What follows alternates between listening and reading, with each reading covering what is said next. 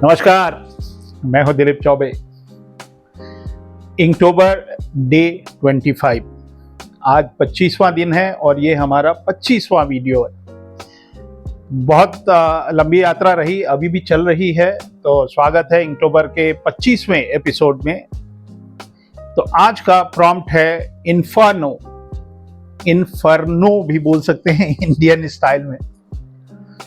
तो इसका शाब्दिक अर्थ होता है कि एक ऐसी आग जिसको कंट्रोल न किया जा सके। मतलब कभी कभी, जैसे अभी कुछ दिन पहले कैलिफोर्निया में आग लगी थी, चाहे कुछ कर लो, हवाओं के कारण वो बढ़ती जा रही थी। तो वैसे तो आग से ही हम लोग रोज़ खाना पकाते हैं, वैसे कभी कभी आग जो है एक प्रतीक बन जाती है विनाश की। तो काफ़ी दिमाग लगाया मैंने, कुछ रिसर्च किया, तो मुझे एक छोटी सी कथा बचपन में कभी हमने पढ़ी थी। और बहुत सारे युवा आर्टिस्ट हैं जिनको इसके बारे में जानना चाहिए। तो मैंने नटराज शिवा पे स्टडी करने की कोशिश की थी पहले भी, और आज फिर से एक बार करते हैं। और शिव जी का जब प्रचंड रूप होता है, रौद्र रूप होता है, तो वो विनाश कर देते हैं सब जगह। तो अग्नि को हमने उसके अंदर प्रोमिनेंट मान के इन्फर्नो के लिए एक वीडियो बनाने की सोची। चलिए ये यात्रा आरंभ करते हैं और आप भी देखिए नटराज शिवा का तांडव नृत्य। चलिए स्टार्ट करते हैं।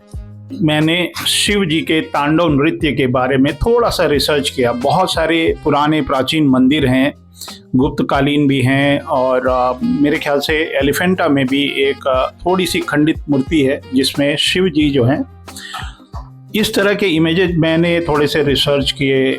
और ये एक तांडव नृत्य का एक दृश्य मेरे को दिखा स्कल्पचर में। और ये एक नटराज शिवा का एकदम पॉपुलर, आप कहीं भी जाएंगे, आप किसी एयरपोर्ट पे जाएं या किसी एंटीक शॉप पे जाएं, तो आपको ये एक सिंबॉलिक शिव जी का एक नटराज नृत्य का, नटराज शिव बोलते हैं इनको, और तांडव नृत्य करते हुए ये वाला स्कल्पचर पूरी दुनिया में बहुत ही फेमस है। फिर मैंने और इस पे गूढ़ रिसर्च किया, तो मुझे इन चीज़ों के बारे में पता चला। हालांकि काफ़ी पहले मैंने इनको पढ़ा था और फिर से एक बार दोबारा पढ़ने का मौका मिला। तो ये जो सिंबॉलिक रिप्रेजेंटेशन है, इसके बारे में मैं थोड़ा सा आप लोगों से भी चर्चा करता हूँ, और साथ में इस डिवाइन पोज जो मैंने इन्फर्नो के लिए, अग्नि के लिए ये नृत्य को डेडिकेट किया है, ये कॉस्मिक डांस है शिव जी का, उसके बारे में थोड़ा डिटेल में बात करेंगे और ये ड्राइंग स्टार्ट करेंगे। तो चलिए स्टार्ट कर रहे हैं, आप जुड़े रहिए।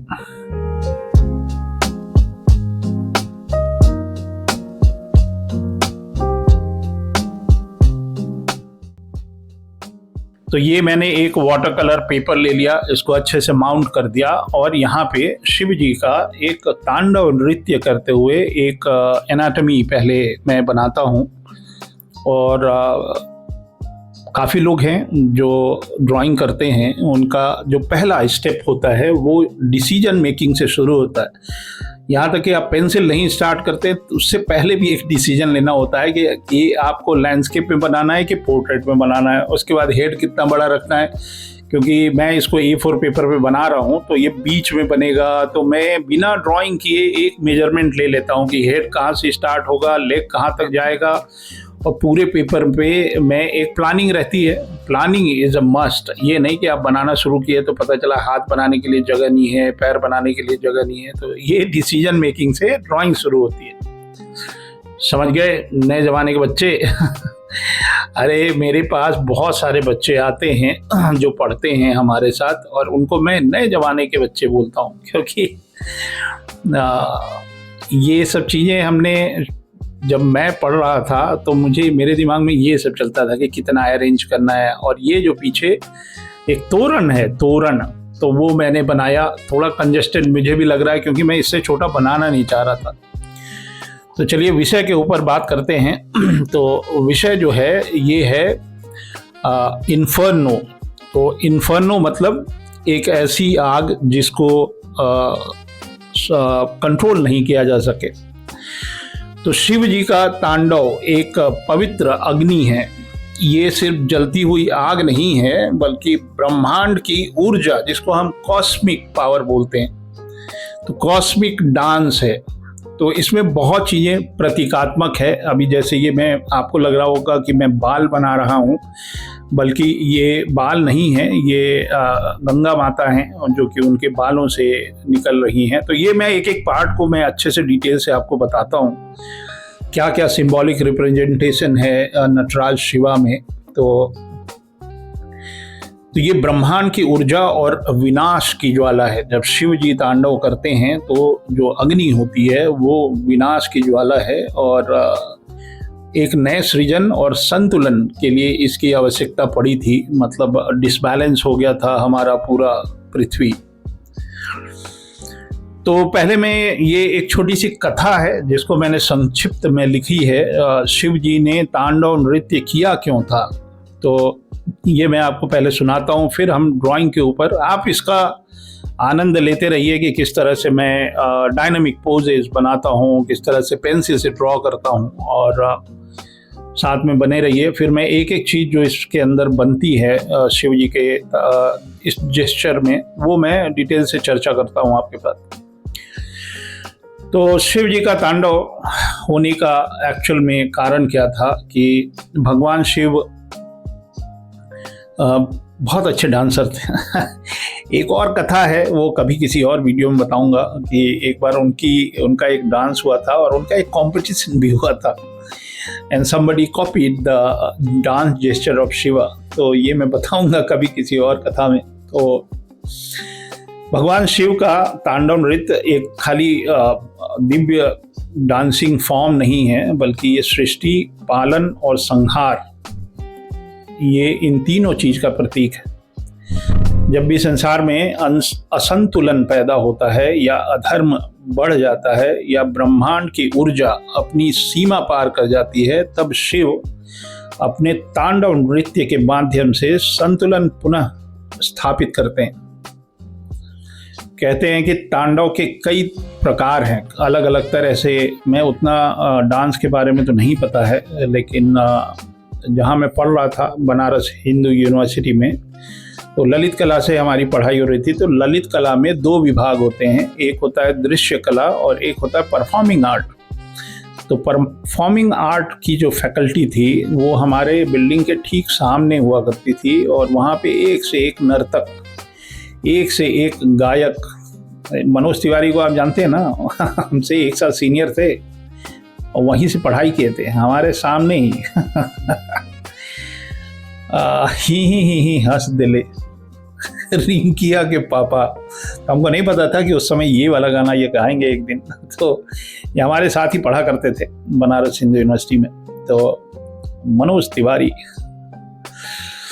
तो कथा के बारे में थोड़ा सा बताते हैं कि इनके बहुत अलग अलग तरह के तांडव होते हैं, जिसमें आनंद तांडव होता है, रौद्र तांडव होता है, संहार तांडव होता है, और ऊर्ध्व तांडव होता है। ये डांस के फॉर्म हैं तांडव में ही। इनमें से प्रत्येक का उद्देश्य अलग होता है। जब भगवान शिव आनंद तांडव करते हैं तब सृष्टि की लय और ऊर्जा का उत्सव होता है। 2-4 मैंने इस तरह के भी स्कल्पचर देखे जिसमें इनका रौद्र तांडव नहीं दिख रहा था। वो बाकायदा उनके एक हाथ में वीणा थी और कुछ म्यूजिक के शस्त्र थे, अस्त्र थे, शस्त्र नहीं मतलब म्यूजिक के यंत्र थे, और आनंद से वो तांडव कर रहे थे। तो उससे जो है वो ऊर्जा उत्पन्न होती है। तो ये मैंने हल्का हल्का सा पेंसिलिंग कर लिया है, रफ ही है, और ये ब्रश मैंने यूज़ कर लिया। और आप जो नए जुड़े हैं हमारे, उनके साथ ये बता दें कि ये ब्रश पेन नहीं है, ये एक ऑर्डिनरी सा जो ट्रेडिशनल ब्रश होता है उसको मैं इंक में डिप करके तब उसको शार्पन करके तब उससे काम करता हूँ। और जो डिप करने की जो प्रक्रिया है उसको, उससे वीडियो लंबा ना हो जाए, इस वजह से हमने उसको एडिट कर दिया है। तो बार बार जो आप देख रहे हैं कि ये अनलिमिटेड इसमें इंक है, वो नहीं है। तो ये चंद्रदेव बना रहा हूं मैं ब्रश से, सांस रोक के करना पड़ता है भाई। तो जो मैंने बताया कि एक आनंद तांडव होता है, लेकिन जब वो रौद्र तांडव करते हैं तब ये विनाश की अग्नि को प्रकट करता है। ये जो इन्फर्नो है उसके लिए मैंने विनाश की अग्नि और तांडव नृत्य का संयोजन मतलब कॉम्पोजिशन बनाया है, दोनों को जोड़ के।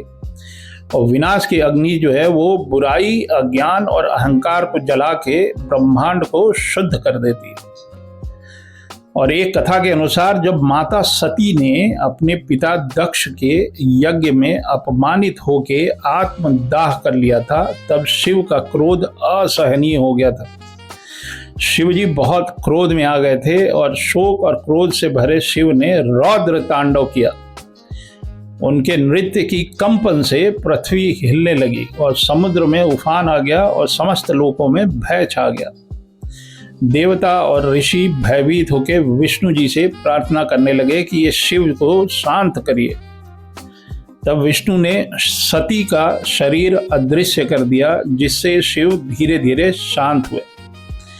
इस प्रकार तांडव केवल क्रोध नहीं था, बल्कि पीड़ा, प्रेम और ब्रह्मांडीय संतुलन का प्रतीक था। एक अन्य रूप में तांडव नृत्य को सृष्टि का चक्र भी माना गया है। उत्पत्ति जो बिगिनिंग होती है, जिसको हम सृष्टि मान लें, स्थिति जिसको हम पालन करना मानते हैं, और संहार जिसको हम विनाश मानते हैं। भगवान नटवराज की मूर्ति में यही भाव स्पष्ट दिखता है। एक हाथ में डमरू है, तो जो डमरू है वो सृजन की ध्वनि प्रतीत करता है, और दूसरे में अग्नि है जिसको हम विनाश मानते हैं। इनके हाथ में बहुत सारी चीज़ें हैं, वो मैं एक एक करके बताता हूँ। और ये एक बहुत ही सिंबॉलिक मैसेज जाता है। तो शिव जी के एक हाथ में जो इन्होंने लेफ्ट हैंड में जो इन्होंने पहले तो इस मूर्ति में 4 हाथ हैं, और शिव जी जब ये तांडव कर रहे हैं तो 4 वो हाथ हैं। एक हाथ में इनका फायर है, मतलब वो विनाश का प्रतीक है। तो आप इंकिंग का आनंद लीजिए। पहले तो पेंसिल तो हो ही गया। तो एक हाथ में इनके फायर है जो कि विनाश का प्रतीक है, और जो पीछे गोल सा जो आप देख रहे हैं ना, वो अभी मैं आपको दिखाता हूँ। तो वो तोरण है, मतलब सजावट वाला है, और उसमें ना अग्नि के छोटे छोटे छोटे छोटे फ्लेम्स बने हुए हैं, जिसको हम सृष्टि और जन्म मृत्यु के चक्र का प्रतीक मानते हैं कि जो हमारा जीवन होता है ना। और ये जो मैं बना रहा हूँ, जो ऐसा इल्यूजन देता है कि सांप जैसा कुछ निकला है बालों में से, ये एक्चुअली गंगा जी हैं जो कि इनके बालों से निकल रही हैं। तो और जो चंद्रमा है वो समय चक्र का प्रतीक है, जिसको हम सृष्टि अनफोल्ड करती है या। और ये जो बाल जो आप देख रहे हैं, ये गंगा का प्रवाह है, मतलब the Ganga flows through his hair, अज्ञानता को दूर करने का प्रतीक है। और जो अग्नि की ज्वाला है वो विनाश का प्रतीक है। और ये जो शिव जी एक बौने के ऊपर अपसमार बोलते हैं उस बौने को, वो दुर्भावनापूर्ण बौना है, और वो अज्ञानता और तम का प्रतीक है। और कमल का पदस्थल जहाँ पे ये खड़े होते हैं या जिस पे वो डांस कर रहे हैं, उसको लोटस पेडिस्टल बोलते हैं, वो पुनर्जन्म का प्रतीक है। और जो शिव के हाथ और पैर हैं वो प्रकटीकरण और छिपाव को दर्शाते हैं, वो अभय मुद्रा है।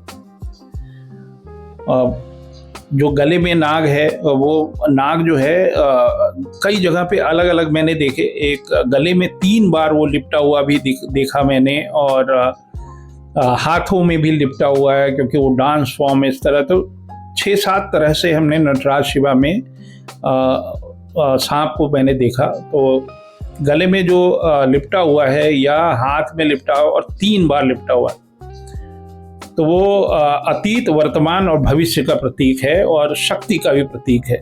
और जो डमरू है, ऊपर आप देखेंगे आज से वो डमरू बजा रहे हैं, वो ओम की ध्वनि का प्रतीक है, या सृष्टि की जो लय है उसका प्रतीक है।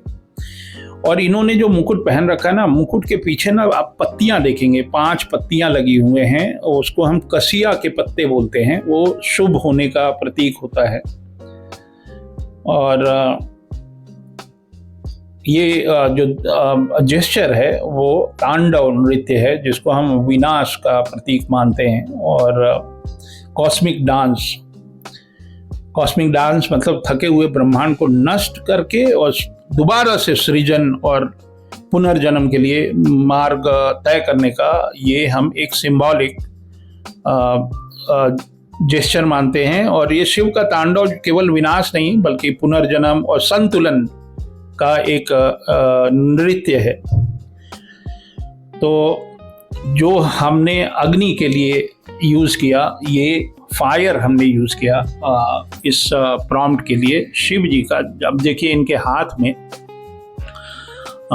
एक अग्नि का गोला देख रहे हैं, मतलब इन्होंने हाथ में पकड़ के रखा है।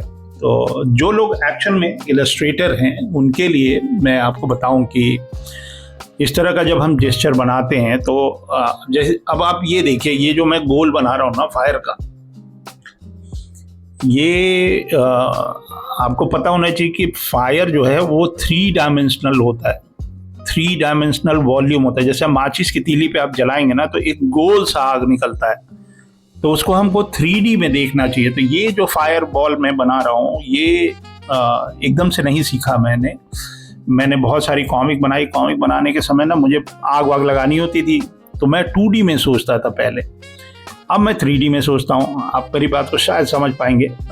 ये जितने फायर बॉल्स जो आप देख रहे हैं, ये तोरण है पीछे, उसमें छोटे छोटे आग के फ्यूम्स या फ्लेम्स बने हुए थे, तो इसको मैंने और थोड़ा सा एग्जैजरेट करके और अच्छे से बनाने की कोशिश की।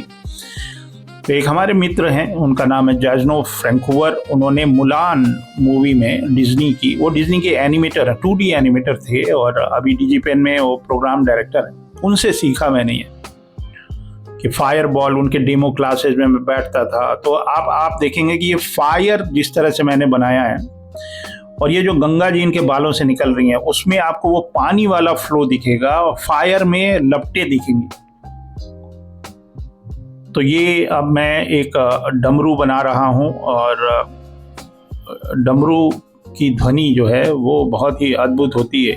गड़ गड़ गड़ गड़ इस तरह का कुछ साउंड होता है। और जो डमरू है वो छोटा सा है, और उसको सिंबॉलिक प्रेजेंटेशन इसमें है, वो सृष्टि की लय का प्रतीक है और ओम की ध्वनि का प्रतीक है। तो आप इमेजिन कर सकते हैं शिव जी क्रोधित होके डांस कर रहे हैं और डमरू बज रहा है और नृत्य कर रहे हैं, और ब्रह्मांड को कॉस्मिक डांस के माध्यम से कंट्रोल कर रहे हैं। कंट्रोल मतलब फिर से सेटल कर रहे हैं, क्लींजिंग बोल सकते हैं, क्लीन कर रहे हैं। तो ये जो मैं नटराज शिवा का जो मैंने आपको शुरू में एक पीतल की मूर्ति मैंने आपको दिखाई थी, ये मैसूर वगैरह में काफ़ी बनता है, और किसी भी देश में चले जाएं, मैंने तो आधा विश्व तो देख ही रखा है, मतलब अफ्रीका को छोड़ के। तो उन सब देशों में आपको कहीं ना कहीं, आपको किसी भी आप एंटीक शॉप पे जाएंगे तो नटराज शिवा अगर नहीं मिल रहा है तो समझ लीजिए कि बिल्कुल वहाँ पे कुछ नहीं है। तो जो नए बच्चे हैं जो इस फील्ड में हैं ऑलरेडी, और वो नटराज शिवा की मूर्ति रोज़ देखते भी होंगे, कहीं ना कहीं सभी की नज़र गई होगी। तो वही मैं भी एक बार दोबारा से इसको बनाने की कोशिश कर रहा हूँ। और अच्छा था कि इनक्टोबर में मुझे इन्फर्नो के ऊपर बनाने को कुछ मिला, और जब मैं रिसर्च कर रहा था थोड़ा सा, फिर जैसे ही वो आया कि अग्निदेव एकदम बिल्कुल काबू से बाहर हैं, तो मेरे दिमाग में हनुमान जी और लंका दहन का दृश्य आया, लेकिन वो मैं एक बार बना चुका हूँ। तो मैंने सोचा दोबारा क्यों ही बनाना है। तो फिर मैं थोड़ा सा और अपने साहित्य पुराणों में देखा तो पता चला कि हनुमान जी के गुरुदेव जो हैं वो शिव जी जो हैं उन्होंने पूरा ब्रह्मांड तो वही संभाल के रखे हैं, मतलब गुस्सा आ जाए तो सबका विनाश कर दें। तो मैंने सोचा कि ये बहुत ही अच्छा है कि एक बार फिर से नटराज शिवा को अध्ययन किया जाए और वो जो भाव भंगिमाएँ हैं उसको दोबारा से एक बार ड्रॉ किया जाए। मेरा बड़ा मन करता है, लेकिन पहले भी मन करता था, लेकिन सुपर हीरो बनाने से फुर्सत मिले तब ना। इनसे बड़ा सुपर हीरो कौन होगा बताओ। तो एक बार फिर से बनाने का बड़ा ही मन था, और इसी बहाने अक्टूबर के बहाने शिव जी के दर्शन हो गए हमको, और शिव जी का वो भी रौद्र रूप देखने को मिला। तो और ये है ब्रश, इसी को तूलिका बोलते हैं। आर्टिस्ट मतलब ब्रश ब्रश का कमांड कर लीजिए भाई, बहुत ज़रूरी है। मतलब ब्रश अगर आप ट्रेडिशनल करेंगे तभी डिजिटल का मज़ा है, नहीं तो डिजिटल में आप अंडू करते रह जाएंगे। मैं तो अंडू नहीं कर रहा ना, देख लीजिए आप, और डिजिटल वर्ल्ड में भी नहीं करता हूँ। Ctrl+Z, I don't need Ctrl+Z। तो यहाँ पे एक कुछ कपड़े हैं, और ये कपड़े चाहे वो मेटल की मूर्ति देख लें आप, चाहे स्टोन की देख लें, वहाँ पे ये हवा में ऐसे फ्लो में उड़ते हैं। तो ये मैंने इनको फ्लो में उड़ाया, क्योंकि एक रिदम है, एक डांस फॉर्म है। डांस जब आप करते हैं तो जो भी हमारे शरीर से जुड़े हुए प्रॉप्स होते हैं वो उसी जेस्चर में फॉलो करते हैं। तो और बहुत स्लीक सा, एक सिंपल सा एनाटॉमी मैंने रखा है, कोई ज़्यादा एग्जैजरेशन नहीं, कुछ नहीं, एकदम सिंपल सा, सुंदर सुंदर, सुगढ़ वर्ड सही है इनके शिव जी के पैरों के लिए। तो ये जो बौना वामन है, वामन मतलब ही बौना होता है मेरे ख्याल से, इनकी भी छोटी सी कथा है, लेकिन वो मैं आपके ऊपर छोड़ देता हूँ। ये दुर्भावनापूर्ण बौना है, अपस्मार बोलते हैं इनको, अपस्मारा। ये अज्ञानता और तम का प्रतीक है, जिसके ऊपर शिव जी खड़े होके, मतलब सिविलाइज नहीं है ये बंदा और अनएजुकेटेड है, तो वो सिंबॉलिक रूप से इसको हमने एक राक्षस जैसा कुछ बनाया।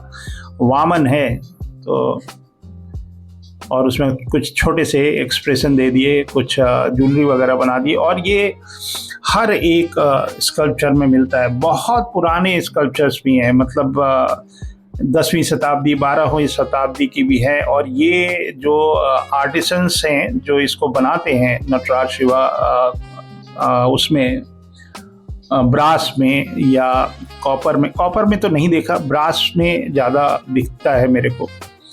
तो ये सबसे पहले वो भी मैंने देखा है, एक मध्य प्रदेश में शायद बांकुड़ा है या वेस्ट बंगाल में, मुझे ठीक से याद नहीं आ रहा। हाँ,